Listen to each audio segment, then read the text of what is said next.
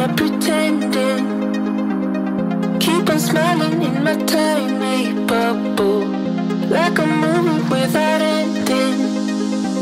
Spending time like it was going backwards. Posters covering my walls, but they fall down. Diving deeper in the books that we read blind. Breathing in and breathing out to get smarter. Not working out for me, yeah. Got no money on my mind. Tell my mommy I'm alright. Even laughing at the jokes you tell me. Keep myself inside the lines. Needing tidy all the time.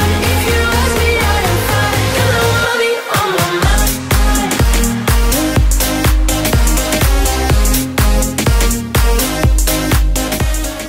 Hey guys, Harsh here. Welcome back to Technolobe, and today let's talk about the Mi A2.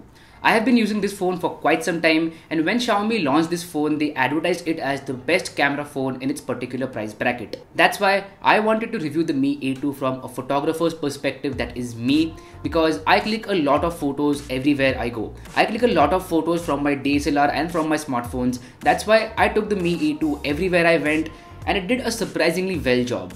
So without wasting any more time, let's begin. Starting off, let's talk about the cameras itself. On the rear side, you get a dual camera setup. The primary one is a 12 megapixel sensor with an aperture of f1.75, and the secondary one is a 20 megapixel sensor with again the same aperture.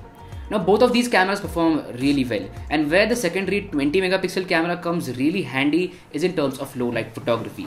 Xiaomi uses a technology called pixel binning, where they basically combine 4 pixels into one to give you better image quality in terms of low light, which is awesome, and I'm glad to say that the Mi A2 performs really well in terms of low light photography. In fact, I've made a dedicated video about low light photography on the Mi A2. In case you guys missed it, I'll drop it in the I button over here and also in the description box below.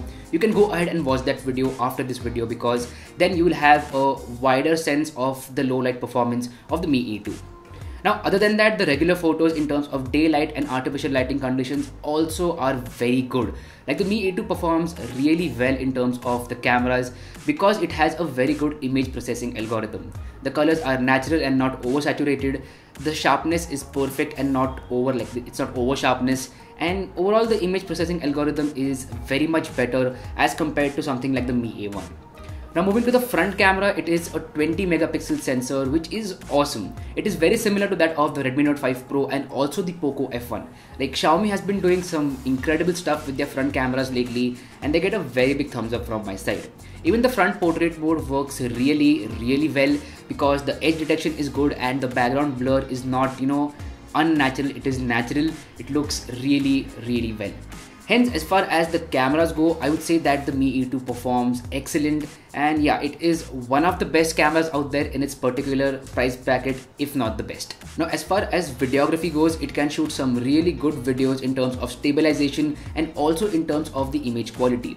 In fact, I've made a video where I vlogged with the Mi A2, like nothing but the Mi A2 for an entire day.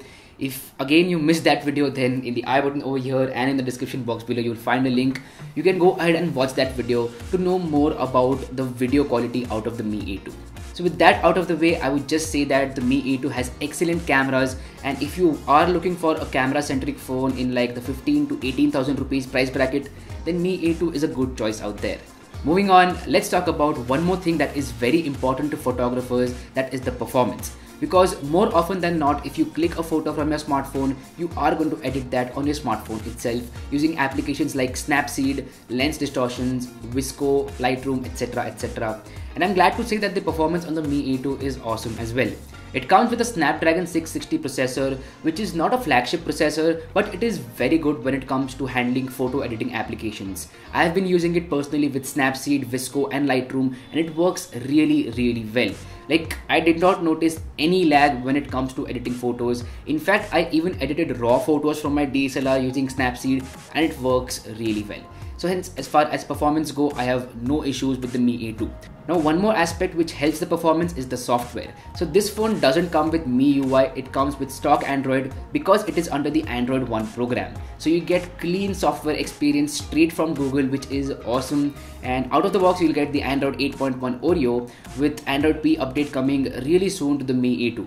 I would expect somewhere around in November or December this phone will get Android P update, which is a good thing. So if you don't like 1000 features on your phone, if you just want the ones that matter, and if you want a clean and smooth experience, then Mi A2 has that with stock Android. Okay, so that was camera and performance. Now let's move on to the display, because again, if the display is not good, the colors won't be accurate, and it is kind of a problem for photographers if the display is not good. But that's not the case with the Mi A2. It has an awesome display, and one thing that I particularly like is that it doesn't come with a notch. Like, very good Xiaomi that you did not include a notch on this phone, because then it would just be copying other phones. But yeah, moving apart from the notch, the display is actually very good. It is an 18:9 1080p display with awesome viewing angles. The color reproduction is very good because it is an LCD panel, and the brightness levels are also good so that you can use it in bright daylight conditions. Hence, as far as the display goes, I have no complaints with the Mi A2, and a job well done, Xiaomi.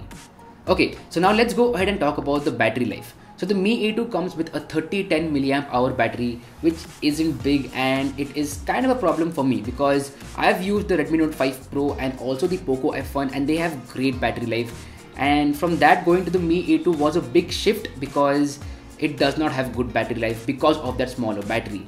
Like, it will last you only for a day because of stock Android. And I guess that Xiaomi should have included a bigger battery, maybe like a 3500 mAh or a 4000 mAh battery, because we expect a good battery life from Xiaomi. Like, the only complaint with the Mi A1 was about battery life, and again over here the battery is not good. So yeah, that is kind of a letdown for me. But for most people out there, it's gonna get through the day. It's just that you won't get through the next day. Like, you have to charge your phone at night, and that's the case with the Mi A2. Okay, now let's talk about the build and design.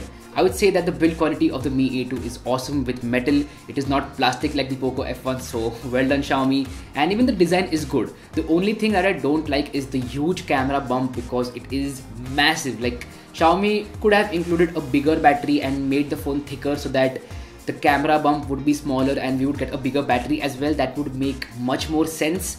And yeah, that's a bad design choice by Xiaomi, so I thought I should mention about that.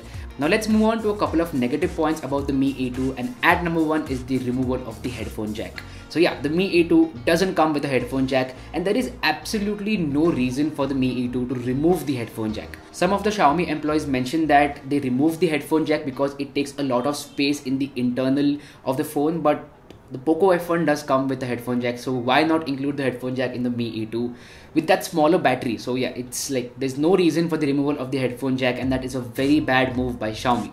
Also, it does not come with any options to expand your storage. Like, it does not even come with a hybrid SIM slot solution, which is kind of bad because at this price point you should give at least a hybrid SIM card solution, and that's not present. So again, that is a very big negative point for me. Also, the speaker quality isn't the best out there. Like, I would not say that it is a negative point, but I would just mention that it is just a normal speaker. Like, the Mi A1 had great speakers and great output from the headphone jack, but this one does not have great speakers, and there's no question about the headphone jack. So I thought I should mention that. So finally, to sum it all up, I would say that the Mi A2 is an incredible phone when it comes to the cameras, performance and display. Other than that, the battery life isn't the best out there. It doesn't come with a headphone jack, and it does not come with a micro SD card slot as well, which might be a big con for some people out there who are buying a phone in this price bracket. Because when you buy a budget phone, headphone jack, micro SD card slot are kind of a necessity, and if that's not there, some people might not buy the Mi A2. But if you are a person who just cares about the camera and performance, then the Mi A2 is actually a very good phone for you out there. And also, if you love stock Android, then this is the one to go for. Like, I would say it is one of the best Android One devices out there. Xiaomi calls it the best Android One device, but I'm not going to agree on that. It is one of the best Android One devices out there. So if you want stock Android, you can definitely go ahead and buy the Mi A2. And also, if you are a person who cares only about the cameras, like if you want the phone to click great photos and great videos, and if you don't care about the headphone jack and all that, then you can definitely buy the Mi A2 because it won't disappoint you at all when it comes to the cameras. So anyway, that's been it. I hope that you liked this review, and if you did, then make sure to smash that like button. You can always ask your questions and doubts in the comment section down below. I do reply to each and every comment. That's why if you have any doubts or any suggestions or any queries, the comment section is always open for you. Also, if you haven't yet, please subscribe below. That would mean the world to me because I put a lot of efforts to make this content out there. So anyway, that's been it. My name is Harsh Punjabi, and I'll see you guys in the next one.